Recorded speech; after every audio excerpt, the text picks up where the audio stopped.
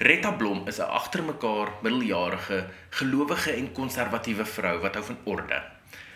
Haar huwelik is nie heeltemal bevredigend nie, veral wanneer sy begin suspisieus raak oor haar man se gedrag. Verneek hy haar dalk met 'n ander vrou? Of is dit bloot paranoïese verbeeldingsvlugte?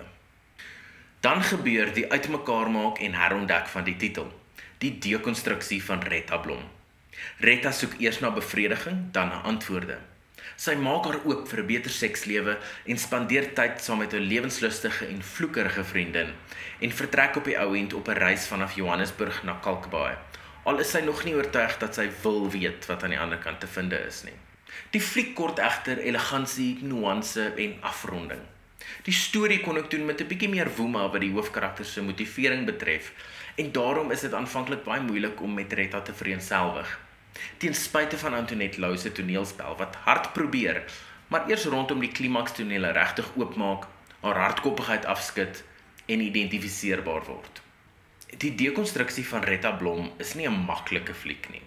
Die onderwerpsmateriaal neig donkerte toe en daar word probeer om dit met humor te balanseer.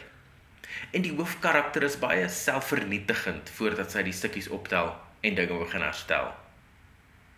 Dit is vir my jammer dat die dekonstruksie van Retta Blom nie 'n meer verfynde aanbieding het nie, want ek dink die storie van 'n middeljarige vrou wat haarself herontdek en besluit om die lewe anders aan te pak, is 'n belangrike een wat dikwels deur die samelewing oorgeslaan word. Dit is nie 'n fliek vir die hele familie nie, met sekstonele en krutaal en 'n 16 jaar ouderdomsbeperking wat daarmee saamgaan, maar tog 'n waardevolle ondersoek na komplekse temas, hoewel dit bietjie gekneelter word deur 'n gebrek aan finesse in sy uitvoering.